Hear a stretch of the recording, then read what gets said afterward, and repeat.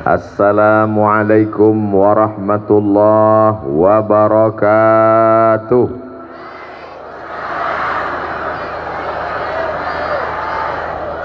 Apa kabar bapak-bapak, ibu-ibu, sehat semua? Kumaha atuh damang? Alhamdulillahi rabbil alamin. Wassalatu wassalamu ala ashrafil khalqi ajma'in Sayyidina wa syafi'ina wa zukhrina wa qurrati a'yunina wa maulana Muhammad wa ala alihi wa sahbihi wa man tabi'ahu ila yaumiddin.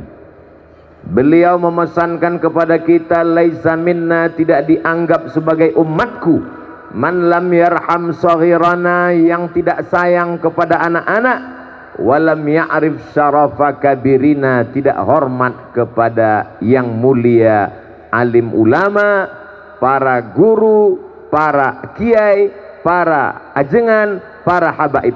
Yang kita hormati guru saya, guru kita semua, Al-Mukarram Kiai Haji Jujun Junaidi beserta seluruh keluarga. Mudah-mudahan dipanjangkan umur, disehatkan badannya, supaya kita mendapatkan barokah ilmunya, anak cucunya soleh dan solehah, mujahid fi sabilillah.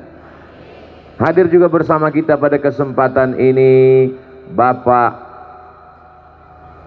Umuh, Bapak Ridwan, bapak-bapak, ibu-ibu, hadirin hadirat, tak dapat saya sebutkan satu persatu. Insya Allah semuanya dimuliakan Allah subhanahu wa ta'ala. Amin ya rabbal.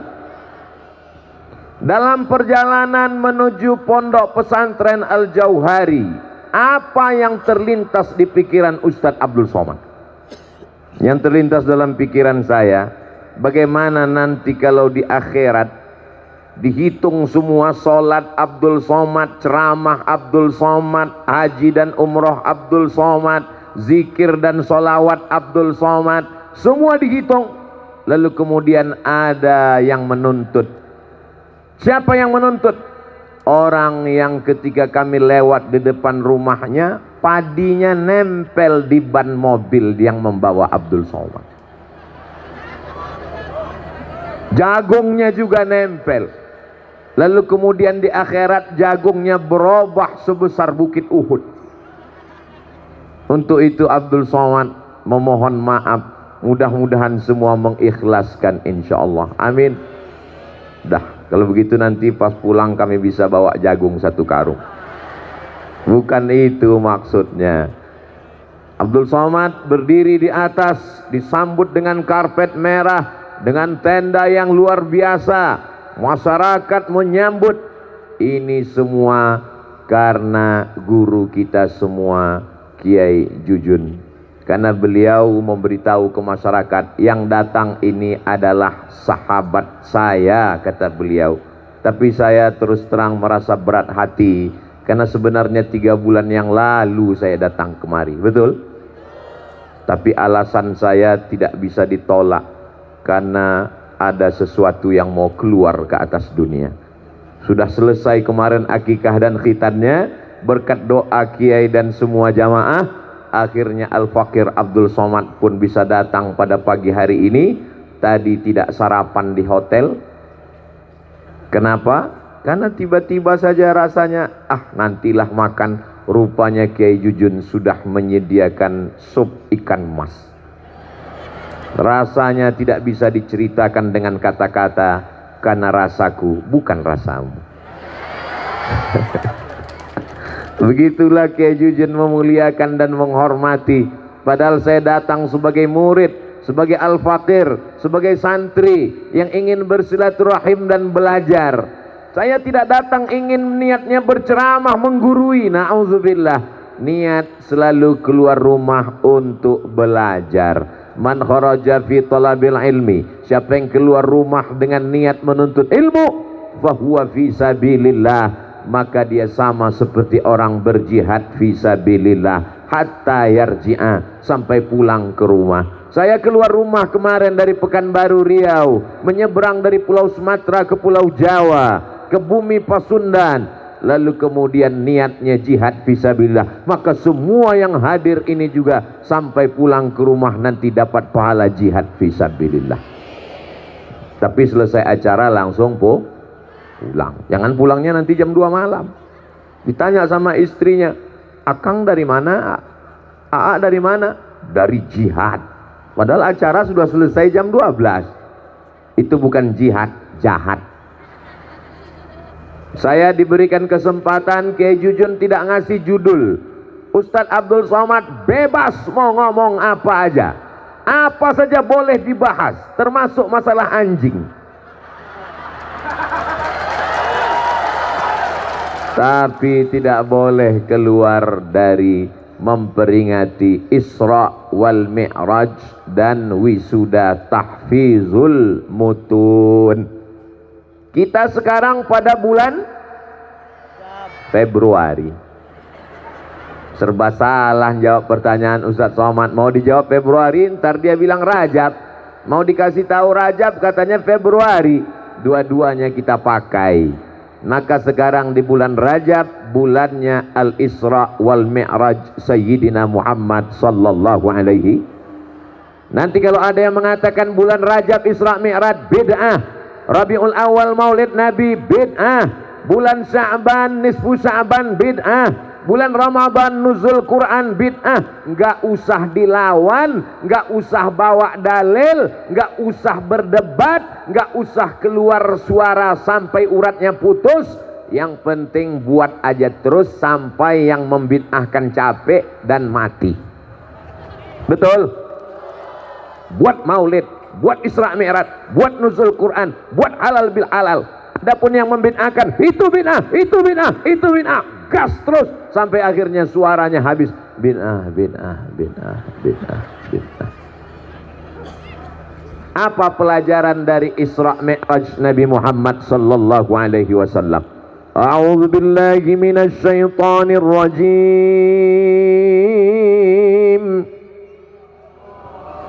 Bismillahirrahmanirrahim.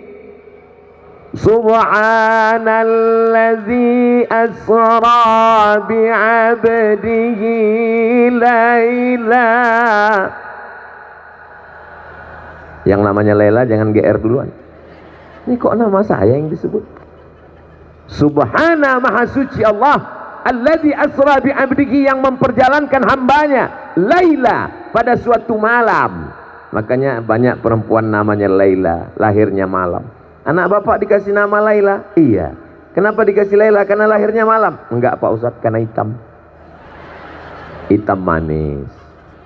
Minal masjidil haram ilal masjidil haram sekarang di Saudi Arabia. Masjidil Aqsa sekarang di Palestina. Antara Masjidil Haram ke Masjidil Aqsa, dari Saudi Arabia ke Palestina 1.500 kilometer. Yang nggak percaya ukur sendiri. Minal Masjidil Haram ilal Masjidil Aqsa alladzi barakna haulah, kami berkahi sekelilingnya. Untuk apa dilaksanakan Isra Mi'raj? Ada orang yang mengatakan Isra Mi'raj karena Nabi mau naik ke atas menemui Allah subhanahu wa ta'ala di atas arasy. Kita ahlus sunnah wal jamaah, Imam Abul Hasan al-Ash'ari yang menyusun secara struktur, secara sistematis, secara mudah dari Quran dan sunnah. Maka kita bermazhab fikih mengikut Imam Muhammad bin Idris Asy-Syafi'i. Secara akidah kita ikut Imam Abul Hasan al-Ash'ari. Allah tidak di atas, Allah tidak duduk di arasy. Nabi Muhammad Isra Mi'raj bukan mau menemui Allah, tapi karena apa? Ayat ini menjawab, linuriyahu min ayatina, karena Allah ingin menunjukkan tanda-tanda kebesarannya. Kalau dikatakan Allah ditemui di atas arasy, lalu bagaimana dengan Nabi Musa berkata-kata dengan Allah di atas bukit Tursina? Maka makna Ar-Rahman alal arsistawa, Allah bersemayam di atas aras, artinya Allah maha kuasa. Bagaimana dikatakan Allah di atas aras, padahal aras itu makhluk, aras itu ada awalnya, ada akhirnya. Kalau Allah di atas aras, sebelum aras ada, Allah di mana? Sebelum tempat dan waktu diciptakan, Allah di mana? Allah sudah ada tanpa tempat sebelum tempat itu ada. Maka ketika tempat itu ada, Allah tidak berpindah kepada tempat. Itulah akidah Ahlus Sunnah wal. Ini mesti diajarkan kepada anak-anak kita dalam sifat 20. Wujud qidam baqa mukhalafatu lil hawadisi qiyamuhu binafsihi wahdaniyah qudrat iradat. Allah di atas. Nabi Muhammad Isra Mi'raj karena ingin menemui Allah di atas. Berarti kau sudah menyamakan Allah dengan makhluk, padahal Allah berbeda dengan makhluk. Mukhalafatuhu lil. Insyaallah kalau sifat 20-nya masih tajam, maka kuatlah dia. Di mana mereka belajar sifat 20? Maka ada namanya tahfizul mutun. Masukkan anak-anak ke pesantren kalau mau selamat. Akidahnya matan aqidatul awam, fikihnya matan takrib Abi Suja. Begitu juga dengan mustalah hadisnya matan al-baiquniyah. Matan artinya syair-syair supaya mudah ketika anak-anakku menghafal syair di pondok, insya Allah sampai mati dia akan tetap hafal syair. Susah kalau kita ingat satu persatu, maka yang paling mudah adalah ngapal syair. Kalamuna labzun mufidun kastaqim ismun wa fi'lun thumma harfunil kalim. Sampai mati insyaallah nggak akan lupa. Begitu juga ketika belajar tajwid, kalau dihafal hurufnya satu-satu payah. Sibza sana kam jada syakhsun qad samadum tayyiban zid fitu qanda zaliman. Berapa itu ada ma'rifah? Susah kalau ma'rifah dihafal satu-satu. Innal ma'arifah sab'atun fiha sahal ana salihun zal maftatani ya rajul. Ana salihun zamal fatabni ya rajul. Ini matan-matan syair-syair yang disusun oleh para ulama. Anak-anak kita menghafalnya, maka ada wisuda tahfizul mutun. Tahfizul hadis penting. Tahfizul Quran penting, tapi kalau orang hafal Quran nggak ngerti Quran, jauh lebih bahaya, karena dia dianggap berilmu berbicara tentang Al-Quran tanpa membaca tafsir. Bagaimana bisa baca tafsir Ibnu Katsir? Bagaimana bisa baca tafsir Al-Qurtubi? Bagaimana bisa baca tafsir Imam Abu Ja'far Ibnu Jarir At-Tabari? Bagaimana bisa baca tafsir Al-Marawi kalau tidak memahami mutun matan-matan nahu? Maka masukkan anak ke pesantren. Yang sudah masuk ke pesantren, alhamdulillah. Setelah mendengar tausiah Ustadz Abdul Somad, anaknya dimasukkan ke pesantren, insya Allah. Yang sudah dikasih tahu enggak juga mau memasukkan anaknya, insya Allah kena narkoba, na'udzu. Semua anak-anakku ini semuanya selamat dari liberal, sekuler, komunis, ateis, agnostik, sabu-sabu, lem kambing, pacaran. Tidak ada jaminan anak-anak kita sekarang keluar rumah dia akan berkenalan dengan orang melalui medsos.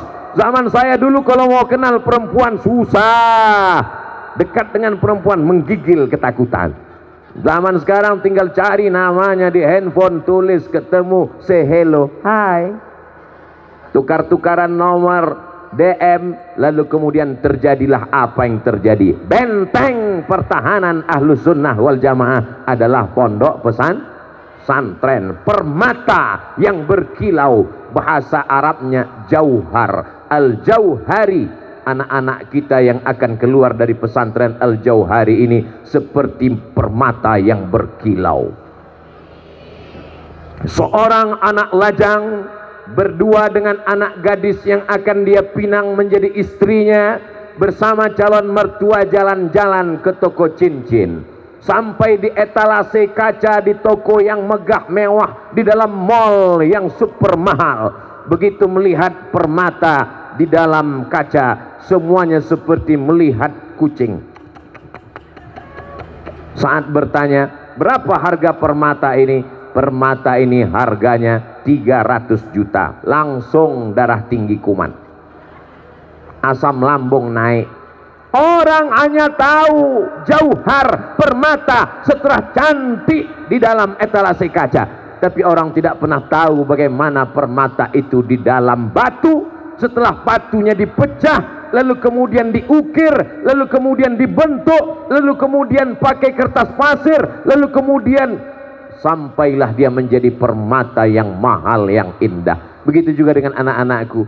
Mereka tidak pernah tahu bagaimana kalian susahnya menghafal mutun, menghafal matan syair, menghafal hafalan mahfuzat, sampai pada akhirnya kalian keluar dari pesantren, dan hari ini hari tahfizul mutun. Mudah-mudahan anak-anakku semua istiqomah sampai akhir hayat dalam la ilaha illallah Muhammadun Rasulullah. Lalu kemudian Nabi Muhammad sallallahu alaihi wasallam diperjalankan minal Masjidil Haram ilal Masjidil Aqsa. Dalam surat An-Najm, naik ke Sidratul Muntaha. Tidak sampai satu malam, pulang lagi ke Makkah Al-Mukarramah. Abu Jahal, Abu Lahab, Abu Sufyan yang belum masuk Islam, semua abu-abu yang ada di kota Makkah itu mendustakan perjalanan itu. Tidak mungkin. Mereka perintahkan, hai Muhammad, kalau memang benar engkau Isra Mi'raj, angkat kakimu sebelah. Nabi angkat kakinya sebelah. Setelah itu mereka katakan, angkat sebelah lagi. Kata Nabi Muhammad SAW, tidak mungkin kaki diangkat dua-duanya, pasti jatuh. Kalau mengangkat kakimu dua-dua saja tidak sanggup, bagaimana mungkin kau bisa terbang dari Masjidil Haram ke Masjidil Aqsa, naik ke Sidratul Muntaha? Mengapa orang Makkah itu susah memahami Isra Mi'raj? Jawabannya banyak, tapi jawaban yang simpel adalah karena mereka tidak pernah naik pesawat. Loh, apa hubungan Isra Mi'raj dengan pesawat, Ustaz Somad? Ustaz Abdul Somad berangkat kemarin habis sholat subuh dari Pekanbaru, naik pesawat, duduk di kursi paling pinggir. Di pinggir pesawat ada dinding, ada kacanya dua, kaca dalam dan kaca luar. Di antara kaca dalam dan kaca luar ini terjebak seekor nyamuk. Padahal Ustaz Abdul Somad untuk masuk pesawat begitu susah, mesti bawa surat, macam-macam surat. Tapi nyamuk belum vaksin kok bisa masuk pesawat? Terjebak nyamuk di antara kaca dalam dan kaca luar. Pesawat pun terbang di atas awan, melewati Pulau Sumatera, melewati langsung ke Pulau Jawa, mendarat di Cengkareng.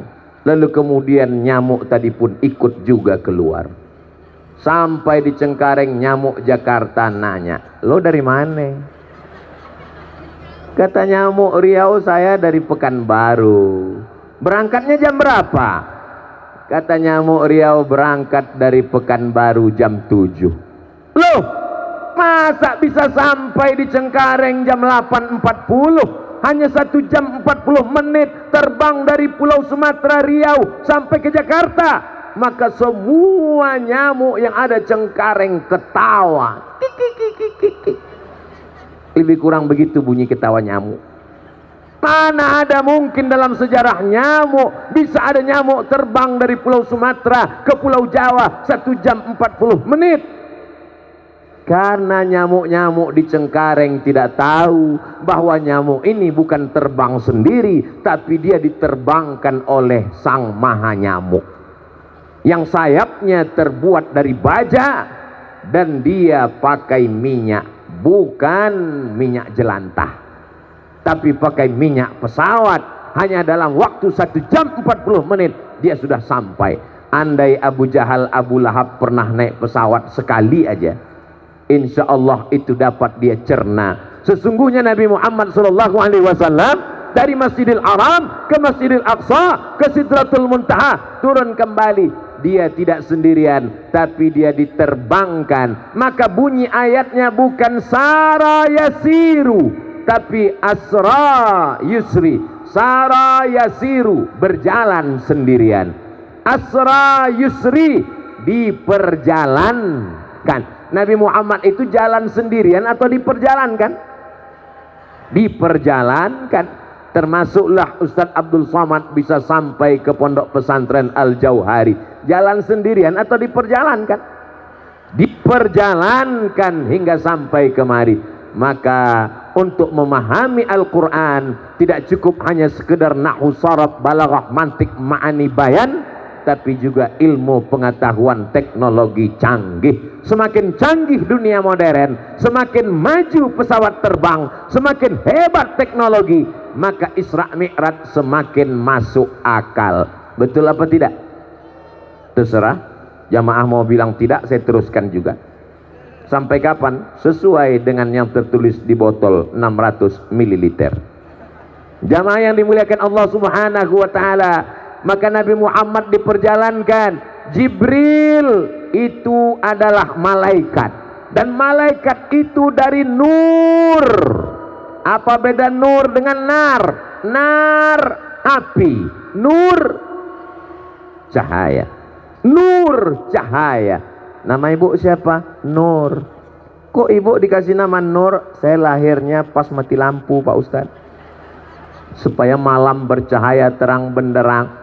Kalau satu Nur, kalau dua Nurani, kalau tiga Anwar. Hebatnya di Indonesia. Kalau satu jadi perempuan, Ibu Nur.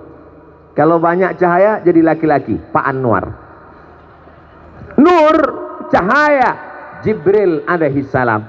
Apakah mungkin Jibril membawa cahaya? Maka Nabi Muhammad sallallahu alaihi wasallam pun juga cahaya. Sesuai dengan doanya dalam sholat tahajud. Allahumma ja'al fi qalbi nura, wa fi sam'i nura, wa fi basari nura, wa an yamini nura, wa an yasari nura, wa min amami nura, wa min khalfi nura, wa min fawqi nura, wa min tahti nura, waj'alni nura. Dalam riwayat lain, waj'alni nura, jadikan aku cahaya. Maka Nabi Muhammad sallallahu alaihi wasallam adalah cahaya. Jibril cahaya, Nabi Muhammad cahaya. Bagaimana dengan Burak? Burak digambarkan seekor kuda yang kepalanya kepala perempuan. Zaman saya waktu masih kecil pergi ke rumah tetangga, gambar itu ada ditempel di dinding. Gambar Burak, badannya kuda, kepalanya perempuan. Ini adalah penghinaan kepada Nabi Muhammad sallallahu alaihi wasallam. Yang di rumahnya ada gambar ini, tolong dicopot dan dibakar, karena Burak tidaklah seperti yang digambarkan para pelukis-pelukis itu. Burak diambil dari kata al-barku. Bapak ibu semua anak-anak santri hafal ayatnya.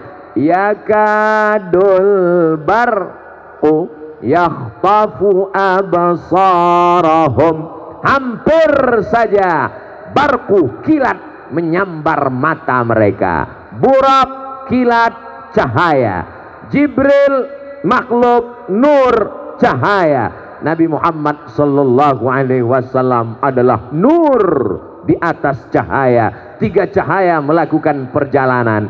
Isra Mi'raj cukup dijawab anak SMP. Di SMP mereka belajar fisika. Di fisika diajarkan kecepatan cahaya. Kecepatan cahaya adalah 300.000 km per detik. Jika dari Masjidil Haram ke Masjidil Aqsa jaraknya 1.500 km, kecepatan cahaya adalah 300.000 km per detik. Berapakah waktu yang dibutuhkan untuk Isra Mi'raj? Itu nanti keluar ujian CPNS.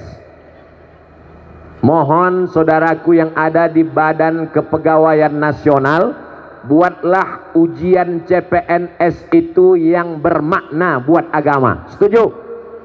yang isinya ada nilai dakwah dan agamanya. Setuju? Jangan seperti saya ikut CPNS dulu. Saya masih ingat soalnya. Tono, Tini dan Tony menjaga warnet. Tini jaga warnet sore karena pagi dia kuliah. Tony jaga warnet sore karena malam dia masuk kelas. Tono dan Tini tidak bisa kerjasama karena pernah pacaran. Jam-jam berapa saja mereka bekerja sama? Coba kalau dibuatkan soalnya, ketika kecepatan cahaya 300.000 km per detik, jarak dari Masjidil Haram ke Masjidil Aqsa hanya 1.500 km, berapakah waktu yang diperlukan untuk Isra Mi'raj? Tidak sampai 1 detik. Innama amruhu idza arada syai'an ayyaqula lahu kun. Lalu kenapa Abu Jahal, Abu Lahab tidak bisa memahami Isra Mi'raj? Jawabannya simpel, karena Abu Jahal tidak pernah terdaftar di SMP negeri manapun. Silakan anak masuk ke Institut Teknologi Bandung, silakan anak Anda masuk Institut Teknologi Surabaya, silakan dia belajar kimia, fisika dan biologi, tapi itu dipahamkan untuk memudahkan memahami Isra dan Mi'raj. Bapak Ibu yang dimuliakan Allah Subhanahu wa taala, sekarang kita jadi paham kenapa Abu Jahal, Abu Lahab tidak ngerti Isra Mi'raj, karena enggak pernah naik pesawat. Kenapa Abu Jahal, Abu Lahab tidak ngerti Isra Mi'raj? Karena tidak terdaftar di SMP. Kenapa Abu Jahal, Abu Lahab tidak paham Isra Mi'raj? Karena tidak bisa membaca. Andai dia bisa baca, mudah saja. Di dalam Al-Quran ada bercerita tentang Nabi Sulaiman. Nabi Sulaiman raja di raja. Orang barat menyebutnya King Solomon. Nama bapaknya Nabi Daud. Orang barat menyebutnya King David. Nabi Sulaiman raja terhebat luar biasa, menaklukkan manusia dan jin alam semesta. Angin-angin tunduk kepada Nabi Sulaiman. Bahkan ada yang mengatakan Nabi Sulaiman kerajaannya sampai ke Yogyakarta, berubah namanya jadi Sleman. Nabi Sulaiman alaihissalam mendengar berita bahwa ada seorang perempuan yang punya kekuasaan. Dia seorang ratu yang cantik jelita. Ratu itu bernama Bilqis. Sekarang banyak ibu-ibu kasih nama anaknya Bilqis, biar supaya anaknya cantik, menikah dengan Sulaiman. Lalu kemudian Ratu Bilqis datang ingin menemui Sulaiman. Surat Nabi Sulaiman dibawa oleh seekor burung. Innahu min Sulaiman wa innahu bismillahirrahmanirrahim. Lalu kemudian Bilqis pun datang. Tapi Nabi Sulaiman ingin supaya Bilqis terpukau. Kesan pertama begitu menggoda. Bagaimana caranya begitu supaya Bilqis sampai ke kerajaan Sulaiman? Dia kaget dan terkejut. Wow, amazing. Bagaimana caranya membuat Bilqis terpukau? Bukan dengan setangkai bunga, karena Bilqis mampu membuat satu taman penuh dengan bunga. Bukan dengan emas dan berlian, karena Bilqis adalah ratu yang kaya raya dengan perhiasan. Lalu bagaimana Nabi Sulaiman ingin membuat Bilqis terpukau? Nabi Sulaiman tantang bala tentaranya. Siapa yang bisa memindahkan kursi Bilqis dari Yaman ke Palestina sebelum Bilqis sampai ke Palestina? Nabi Sulaiman mengumpulkan semua kepala dinas, kepala badan, kepala kantor. Ya ayyuhal mala'u, wahai pasukan bala tentaraku, ayyukum ya'tini bi'arsiha, siapa yang sanggup membawa kursi Bilqis dari Yaman ke Palestina qabla an ya'tuni muslimin, sebelum mereka sampai kursi Bilqis sudah sampai duluan. Wa qala ifritum minal jin, berkatalah jin ifrit, ana atika bihi, aku sanggup memindahkan kursi Bilqis dari Yaman ke Palestina qabla an taquma mim maqamik, sebelum engkau tegak dari tempat dudukmu. Sulaiman, sebelum engkau tegak kursi Bilqis sudah sampai ke Palestina. Kira-kira duduk tegak itu berapa detik? Mari kita ukur sama-sama. Sebelum Nabi Sulaiman berdiri, kursi Bilqis sudah sampai. 1, 2, 3, 4, 5. 5 detik kursi Bilqis sudah sampai. Kalau tidak terkena osteoporosis. Sulaiman, kursi Bilqis sudah sampai 5 detik. Nabi Sulaiman belum puas. Kata Nabi Sulaiman, siapa lagi yang sanggup lebih cepat, lebih dahsyat seperti kilat? Wa qala allazi indahu ilmun minal kitab. Berkata seorang laki-laki yang punya ilmu dari Alkitab. Siapa laki-laki itu? Laki-laki itu bernama Asif bin Balkhia. Nama Arabnya Asif. Sampai ke Jawa Barat Asep. Mohon maaf Kang Asep. Kata Asif bin Balkhia, aku sanggup membawa kursi Bilqis dari Yaman ke Palestina, dari kerajaan Ratu Saba sampai ke negeri Syam. Berapa lama? Qabla an yartadda ilaika tarfuk, sebelum matamu berkedip. Begitu mata Nabi Sulaiman berkedip, langsung singgasana Bilqis pindah dari Saba, dari Yaman sampai ke Palestina. Kalau begitu mana yang lebih hebat, Asif atau jin Ifrit? Asif jauh lebih hebat. Jadi kalau ada di tahun 2002 ini orang masih nyari jin, kata jin, aku sudah kalah tender 3000 tahun yang lalu. Ente kok masih nyariin aku? Ini pasti belum update ini ilmu pengetahuannya. Maka menang Nabi Sulaiman, memenangkan pertandingan lomba membawa kursi singgasana Bilqis. Begitu Bilqis sampai ke istana Sulaiman, dia pun terkejut dan terpukau. Kenapa kursiku bisa lebih sampai duluan? Aslamtu ma'a Sulaiman.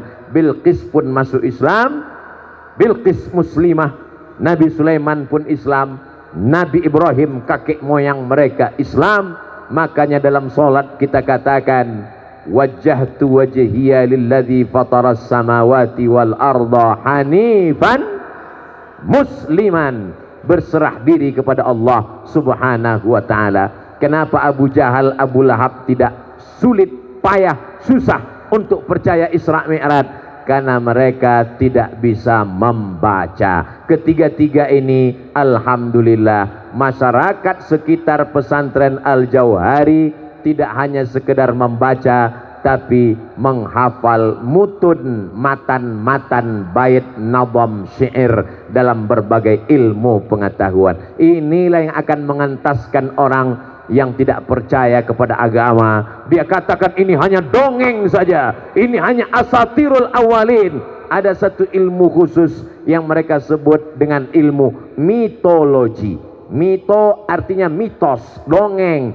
Tapi kalau anak-anak kita paham, bisa membaca, mengerti ilmu pengetahuan, dia cukup sekedar naik pesawat untuk melihat saja, maka insya Allah dia akan beriman kepada Isra Mi'raj. Siapa yang tidak percaya Isra Mi'raj, maka berarti dia tidak percaya ayat yang pertama dari surat Al-Isra. Siapa yang tidak percaya pada satu ayat Al-Quran, maka berarti dia kafir.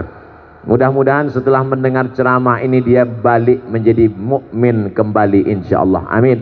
Walaupun Abdul Somad tausiahnya di pesantren Al-Jauhari, tapi sesungguhnya tausiah ini bisa ditonton saudara kita dari Sabang sampai Maroko, karena akan diupload di channel Ustadz Abdul Somad Official. Jangan lupa subscribe, like, share, and comment.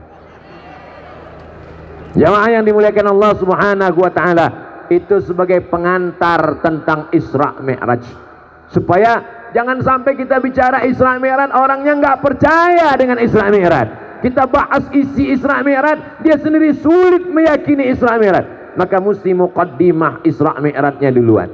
Di awal tadi saya bahaskan tentang bid'ah. Kenapa?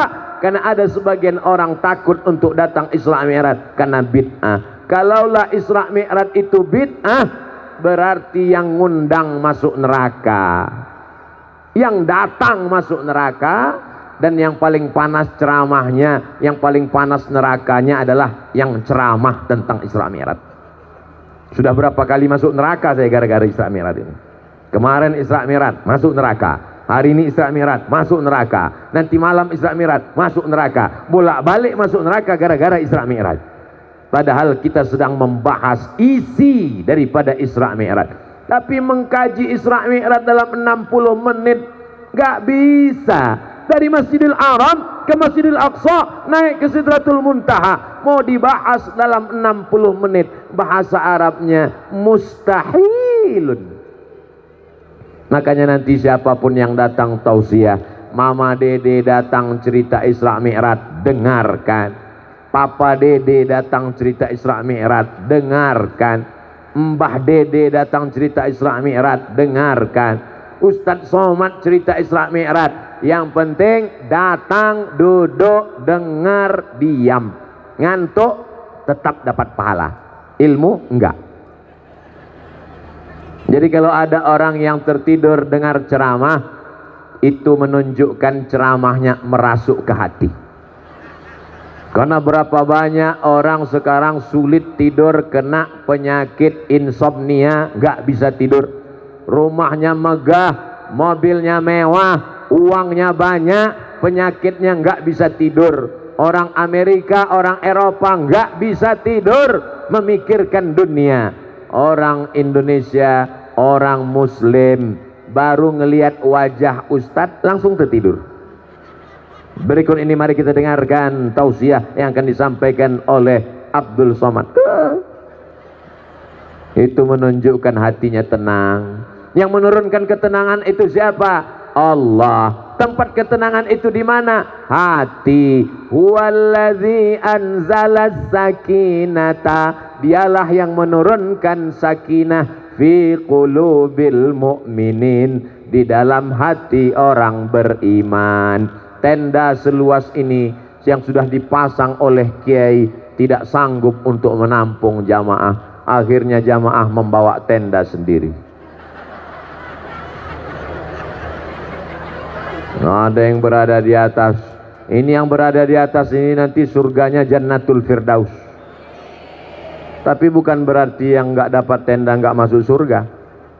Sab'atun yuzilluhumullah. Ada 7 golongan yang akan mendapatkan naungan Allah. Pada saat itu nanti di padang mahsyar tidak ada naungan, tidak ada atap, tidak ada tenda, tidak ada pohon kayu. Wa takunul jibalu kal'ihnil manfush. Gunung seperti bulu kambing yang ditiup angin. Tadi ketika kami di bawah, saya lihat di tepi-tepi jalan ada sawah cantik, air mancur mengalir. Saya berpikir dalam hati, ini air ini pakai mesin kok nggak mati-mati mesinnya. Sebelah kiri saya melihat ada gunung mirip dengan piramid, seperti di Mesir dulu. Itu pucuknya, betul. Masya Allah, tabarakallah. Ternyata piramid sampai juga ke kampung halaman kiai. Saudara yang dimuliakan Allah Subhanahu wa taala, gunung yang kokoh, kuat seperti itu, nanti sampai saatnya dia akan seperti bulu kambing yang dihembus angin. Jadi kalau ada tetangga, kawan, jamaah yang angkuh, yang sombong dengan hartanya, dengan jabatannya, dengan kekuasaannya, ambil bulu kambing, tiup di depan matanya. Kau yang angkuh dan sombong, watakunul jibalu kal'ihnil manfush. Kau tidak ada apa-apanya di hadapan Allah Subhanahu wa taala. Tuh, gunung yang tinggi menjulang, dia akan seperti bulu kambing dihembus angin. Kalau gunung setinggi itu nanti seperti bulu kambing ditiup angin. Lalu Abdul Somad yang beratnya nggak usahlah saya sebutkan. Saya ini nanti akan seperti apa di hadapan Allah? Kita ini tiada daya dan tiada upaya. La haula wala quwata illa billah. Jangan bangga. Di padang mahsyar tidak ada tenda. Tukang tenda pun mati nggak bawa tenda. Mohon maaf tukang tenda, jangan tersinggung. Saya takut juga ceramah sekarang ini. Takutnya nanti berkumpul asosiasi peminjaman tenda menuntut saya ke pengadilan. Semuanya tidak ada yang mendapatkan tenda atap tempat bernaung, tapi ada beberapa orang yang dapat naungan. Sab'atun yuzilluhumullah. Ada orang dapat naungan di padang mahsyar. Yauma la zilla illa zilluh. Hari itu tak ada tempat bernaung kecuali Allah. Di antaranya adalah rajulani, dua orang, tahabba fillah, berkasih sayang karena Allah, ijtama'a alaih, berteman karena Allah, wa tafarraqa alaih, berpisah pun karena Allah. Doakan supaya Ustadz Somad dan Kiai Jujun bersahabat karena Allah. Nanti ketika semuanya kepanasan, kami berdua dalam keadaan adem dan ayam. Lihatlah bersihnya hati jamaah. Begitu saya katakan kami berdua adem dan ayam, yang lain mengatakan amin, padahal dia kepanasan. Sesungguhnya ketika engkau ridha melihat persaudaraan saudaramu, maka engkau pun juga dianggap sebagai orang yang bersaudara. Abdul Somad dari Pulau Sumatera, orang Melayu. Saudaraku berbahasa Sunda dari Pulau Jawa, Jawa Barat. Berbeda kita, tapi kita diikat oleh dua ikatan. Ikatan yang pertama, ikatan la ilaha illallah Muhammadur Rasulullah. Ikatan yang kedua adalah ikatan Negara Kesatuan Republik Indonesia. Andai kita tidak diikat oleh la ilaha illallah, tetap juga diikat oleh ikatan kebangsaan. Sallallahu ala Muhammad sallallahu alaihi wasallam, sallallahu ala Muhammad sallallahu alaihi wasallam. Ya Nabi salam alaika, ya Rasul salam alaika, ya Habibi salam alaika, salawatullah alaika. Enaknya kita kalau berjamaah, andai nggak keluar suara pun tetap rame. Yang nggak mau keluar suara tetap gerak-gerakkan aja mulutnya. Itu namanya sholawat lip sync. Dan kita diselamatkan oleh COVID. Loh, COVID kan berbahaya Pak Ustadz. Bahaya. Tapi orang yang nggak mau sholawat sekarang terselamatkan. Kenapa? Tutup masker.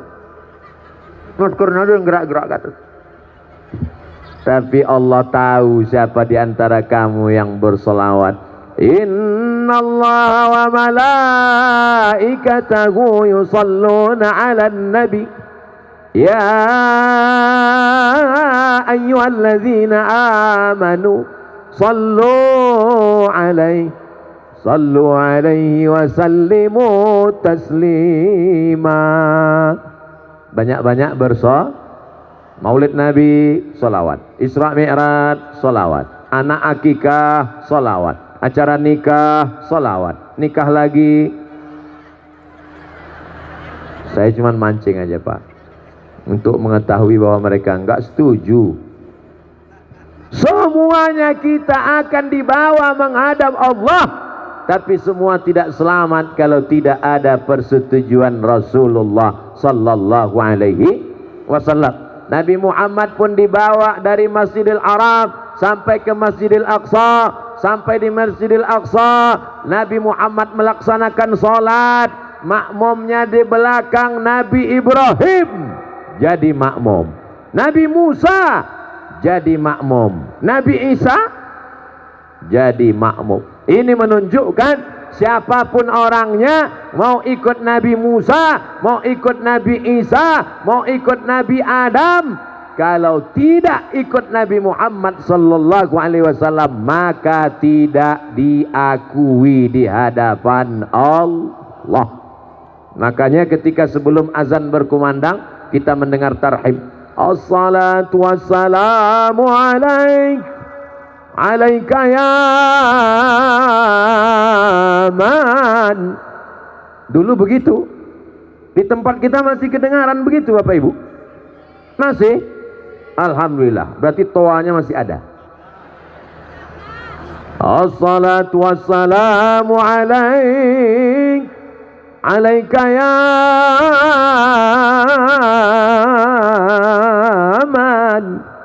ya man asra bikal muhaiminu laila. Wahai engkau yang sudah memperjalankan dia di tengah malam, dan ketika dia sampai di Masjidil Aqsa, dia melaksanakan salat. Makmum-makmumnya adalah nabi-nabi. Wa antal imam, dan engkaulah yang menjadi imamnya. Mereka berkata, kami percaya kepada Musa. Mereka berkata, kami percaya kepada Isa. Maka turunlah ayat, qul, katakanlah, in kuntum tuhibbunallah, kalau memang kalian cinta kepada Allah, fattabi'uni, ikuti aku. Maka puncak iman adalah mengikuti Nabi Muhammad sallallahu alaihi wasallam. Tapi umat Islam jangan nakut-nakutin. Ini kadang ustadz ceramahnya membuat orang takut masuk Islam. Yang pertama sekali dikhitan adalah Nabi Ibrahim, Nabi Musa dikhitan, Nabi Isa dikhitan umur 8 hari sejak lahir. Nabi Muhammad terlahir sudah dikhitan. Nabi Ibrahim dikhitan pakai kampak. Akhirnya orang nggak mau masuk Islam, membayangkan kampak. Coba sampaikan, dikhitan itu mudah. Anak saya kemarin di hari ke-8 kelahirannya, lahirnya malam Jumat, dikhitan hari Jumat pagi pakai metode terbaru namanya sunatron. Yang jadi bintang iklannya saya.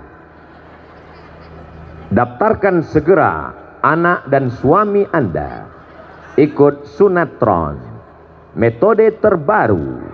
Disunat pagi, sore bisa akad. Dulu kita kalau mau khitan itu sulit sekali. Saya masih ingat judul lagunya, luka lama berdarah lagi. Belum sembuh udah ngejar layang-layang. Luka. Zaman sekarang dengan adanya sunatron, nggak sakit, nggak terasa, langsung bisa pakai celana, nggak perlu pakai sarung. Bapak kalau mau coba nanti saya daftarkan. Bapak Ibu yang dimuliakan Allah Subhanahu wa taala. Jadi kebanyakan orang tidak mau masuk Islam bukan karena Islamnya, tapi karena umat Islam. Ada orientalis, oriental artinya timur. Orientalis orang barat yang ngaji timur tentang Islam. Dia baca di internet Islam itu bagus. Islam itu diambil dari kata salam. Salam itu bahasa Inggrisnya peace. Peace artinya damai. Pipis artinya kencing. Mohon maaf. Islam itu damai. Allah yang kita sembah itu juga assalam, maha kedamaian. Makanya kita katakan Allahumma antas salam. Dan tempat kita nanti namanya negeri yang penuh dengan kedamaian. Wa adkhilnal jannata daras salam. Maka Islam mendatangkan kedamaian. Akhirnya dia pun masuk Islam. Setelah masuk Islam sholat Jumat, pulang sholat sendalnya hilang. Lalu apa kata dia? Alhamdulillah aku belajar Islam dari internet, bukan karena ketemu orang Islam. Islam itu agama yang bersih. Islam itu agama yang santun. Islam itu agama at-tahuru satrul iman, kesucian sebagian dari iman. Bayangan dia orang Islam ini bersih. Kadang kita kalau ke tempat tetangga sampai bingung kita nyari toiletnya di mana. Kita tanya security, toiletnya di mana Pak? Tapi kalau ke masjid, ke tempat kita mudah aja. Tinggal tarik napas panjang-panjang, langsung ketahuan toiletnya di mana. Kotor, bau, jorok, mampet, kesumbat, macam-macam yang terjadi. Jadi sebenarnya Isra Mi'raj ingin mengembalikan umat kepada ajaran Islam, supaya umat Islam ini menjadi bintang iklan terhadap produk Islam. Islam ini produk yang mantap, yang hebat, yang luar biasa, yang terbaik, the best. Tapi bintang iklannya tidak menarik. Bayangkan ada produk minuman susu untuk menjaga kestabilan berat badan. Lalu kemudian Anda terlalu kurus, minumlah air susu kambing. Bintang iklannya saya. Kira-kira ada yang mau beli nggak? Nggak ada. Pas dia ngeliat, nggak yakin gitu. Jadi kira-kira Islam ini demikian. Islam ini suci, Islam ini bersih, Islam ini damai. Tapi umat Islam tidak mencerminkannya. Tapi kalau datang ke pesantren Al-Jauhari, Masya Allah, bersih, hijau, cantik, indah, pemandangan luar biasa, orangnya ramah-ramah, baik-baik, dikasih kerangkeng kawat besi bukan karena radikal. Ini semua adalah untuk demi ketertiban. Apa itu Ustaz Somad? Katanya baik, katanya ramah, katanya sopan. Tadi saya mau salaman aja nggak bisa. Kenapa mesti dikawal-kawal? Kenapa mesti ada pengawal kanan dan kiri? Kam Al-Jauhari. Kenapa mesti ada anak muda berbaju hitam, men in black?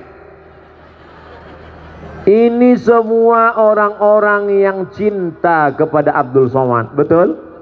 Orang kalau sudah cinta, al-hubbu yu'mi wa yusib. Cinta membuat orang buta dan tuli. Orang kalau sudah terlalu cinta, dia tidak lagi bisa melihat bahwa Ustaz Abdul Somad itu nanti kalau terlalu banyak menarik tangannya bisa lepas. Itulah maka dikawal kanan dan kiri. Karena semua orang amat sangat sayang. Al-mar'u ma'aman ahab. Orang akan bersama dengan siapa yang dia sayangi. Sayang kita kepada kiai, kepada guru-guru kita, insya Allah kita pun akan bersama di surga Jannatul Firdaus, insya Allah. Jamaah yang dimuliakan Allah Subhanahu wa ta'ala, maka jelaskan lagi kepada anak-anak kita, wa may yabtaghi ghairal Islam, siapa yang mencari selain jalan Islam, jalan Nabi Muhammad SAW, falan yuqbala minhu, dia tidak akan diterima, wa huwa fil akhirati minal khasirin, dia di akhirat akan termasuk orang yang rugi. Ini pelajaran tentang Isra Mi'raj, bahwa Nabi Muhammad menjadi imam. Andai Nabi Musa hidup sekarang, kata Nabi Muhammad, dia akan membawakan sendalku. Ketika Umar bin Khattab membawa kertas Taurat, lalu kemudian Nabi berkata, ya Umar, apa yang kau pegang? Umar menjawab, ini Taurat ya Rasulullah. Lalu kemudian Nabi mengambil dan menyobeknya. Lau kana Musa hayyan ma wasa'ahu illa ayat tabi'ani. Seandainya Musa hidup, dia pasti akan mengikut aku. Makanya Nabi Isa berkata, akan datang Nabi setelah aku nanti. Ya'ti mim ba'dismuhu Ahmad. Akan datang Nabi setelah aku, dia bernama Ahmad. Di langit, di antara malaikat, dia terkenal dengan nama Ahmad. Di bumi, di antara manusia, dia terkenal dengan nama Muhammad.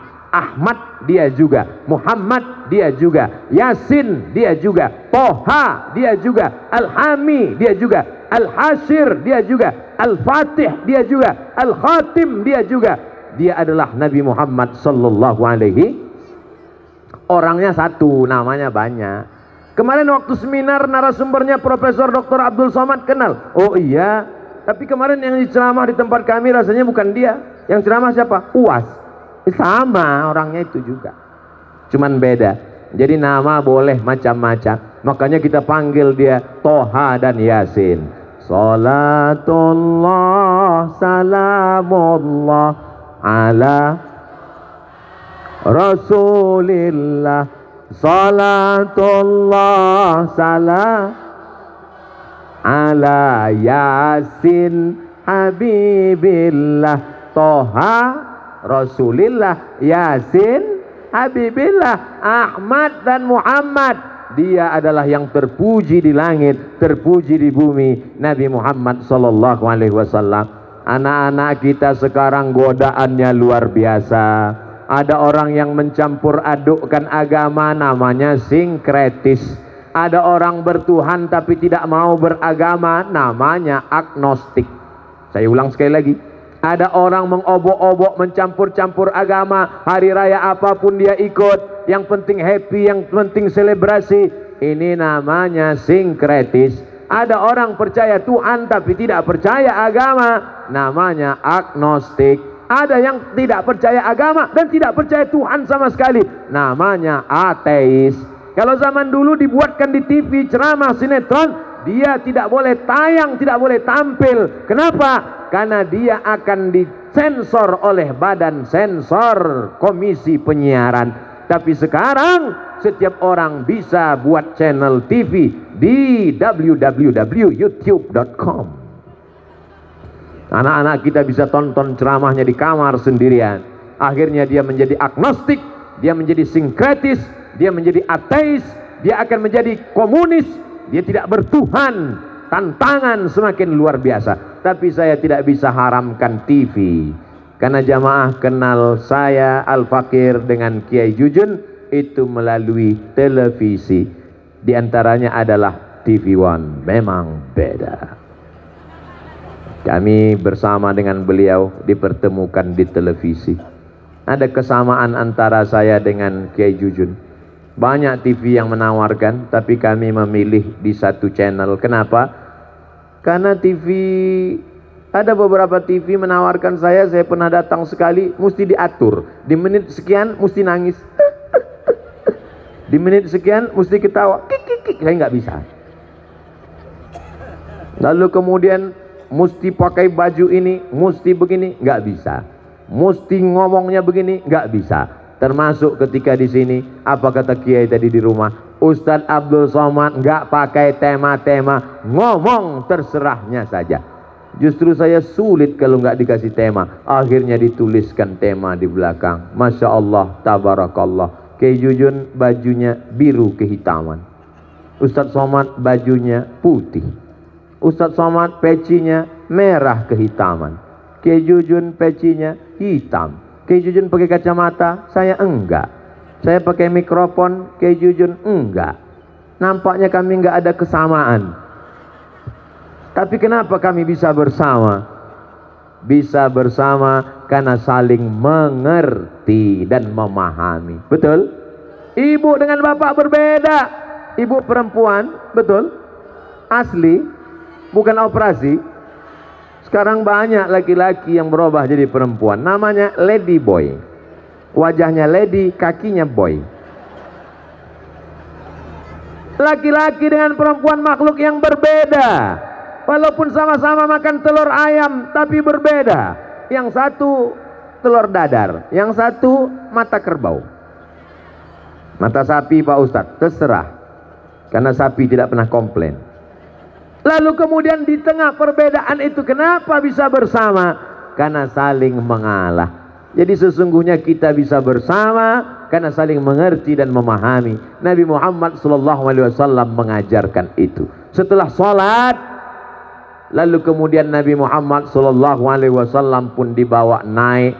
Dalam perjalanan itu macam-macam dilihat oleh Nabi Muhammad SAW. Lalu kemudian Nabi melihat ada seorang yang kukunya panjang dari besi, dia cakar wajahnya. Lalu kemudian, siapa ini wahai Jibril? Inilah orang yang suka mengolok-olok. La talmizu anfusakum. Jangan kamu ejek dirimu, jangan kamu olok-olok dirimu. Mana ada orang mau mengejek dirinya sendiri? Mana ada orang mau mencakar dirinya sendiri? Ketika engkau mengejek temanmu, mengejek tetanggamu, mengejek saudaramu, maka sesungguhnya engkau sedang mengejek dirimu sendiri. Karena tetanggamu, saudaramu, kawanmu, sahabatmu adalah cerminan dirimu. Jadi kalau ada orang mengatakan, orang tidak baik, maka sesungguhnya dia sedang menunjuk satu jarinya ke depan, dan yang empat lagi dia katakan, akulah yang tidak baik. Kalau ada perempuan yang tidak pakai jilbab, tetangga dekat rumah, itu yang salah dia atau kita? Kita yang salah. Kenapa tidak kita belikan dia jilbab? Kalau ada tetangga dekat rumah tidak sholat, itu yang salah dia atau kita? Kita yang salah. Kenapa kita tidak mengajak dia sholat berjamaah? Ini kelebihan umat Nabi Muhammad sallallahu alaihi wasallam. Dalam Islam tidak ada namanya holy man, manusia suci. Yang suci maksum Nabi Muhammad sallallahu alaihi wasallam. Urusan dakwah jangan serahkan hanya pada Kiai Jujun dan Ustadz Abdul Somad. Nanti kami mati mendadak. Tapi urusan dakwah ini adalah ud'u ila sabili rabbik, ajak orang ke jalan Allah. Mengajak ke jalan Allah tanggung jawab kita semua. Ibu tetangganya ajak ke jalan Allah dengan cara yang lembut. Kamu kok belum pakai jilbab? Cukup hatinya saja berjilbab. Oh, mungkin kamu belum punya jilbab. Ini aku belikan jilbab. Terlalu murah harganya. Aku aja lebih murah daripada ini. Fungsinya kan sama, menutup aurat. Sebagus-bagusnya baju, semahal-mahalnya, hanya untuk menutup aurat. Semahal-mahal jam tangan, hanya untuk menunjukkan waktu. Sudah jam 10 lewat 10, berarti saya sudah 60 menit ngomong. Sehebat-hebatnya mikrofon, andai terbuat dari emas, fungsinya hanya untuk menyampaikan suara ke telinga. Apakah suara saya sampai ke ujung? Kalau memang sampai ke ujung, tolong angkat tangan kanan. Berarti sampai. Soalnya pernah saya minta angkat tangan kanan, angkat dua-duanya. Masya Allah, tabarakallah. Jadi jangan sampai kehilangan fungsi. Fungsi pakaian menutup aurat. Ada pakaian mahal tapi tidak menutup aurat. Itu namanya apa? Aksesoris. Ada jam yang mahal tapi tidak untuk menunjukkan waktu. Itu apa namanya? Jam mati, habis baterai. Kita akan berada di hadapan Allah sesuai dengan kadar dakwah mengajak orang lain. Ini semua hadir di sini, tidak semuanya disampaikan melalui lisan, tapi melalui handphone. Handphone yang ada di tanganmu. FB, grup WhatsApp, Instagram, Telegram, miligram, kilogram. Pakailah dia untuk berdakwah di jalan Allah Subhanahu wa ta'ala. Setuju? Posting video-video pendek 1 menit 2 menit dari Kiai Jujun untuk mengajak berdakwah di jalan Allah. Jangan posting yang hoax, nanti kalau tertangkap sulit untuk dikeluarkan. Jangan posting berita yang tidak ada manfaatnya sama sekali, hanya mengolok mengejek saudara-saudara kita. Maka ini semua akan bernilai dakwah insyaallah. Saya senang sekali kalau ada nilai-nilai dakwah di dalamnya. Jangan sampai di dalamnya hanya menceritakan amal. Sebelum tahajud malam, pasang dulu kamera, streaming. Orang biasanya sholat melihat tempat sujud. Ini sholat melihat kamera. Allahu Akbar. Sudah berapa like-nya? Alhamdulillah, pagi ini zikirnya sudah 1000. Kamu berapa? Cukup kau posting saja satu hadis. Alladzi yadhkurullah walladzi la yadhkurullah mathalul ladzi yadhkurullah. Perumpamaan orang yang berzikir mengingat Allah dan orang yang tidak mengingat Allah seperti orang hidup dan orang Jadi kalau ibu suaminya berzikir mengingat Allah, berarti suami ibu hidup. Jadi kalau suaminya enggak ingat Allah, berarti suaminya genderuwo. Bapak kalau istrinya mengingat Allah, berarti istrinya hidup. Kalau istrinya tidak mengingat Allah, berarti istrinya kuntilanak. Makanya anaknya tuyul. Bagaimana caranya supaya kita lepas daripada lalai?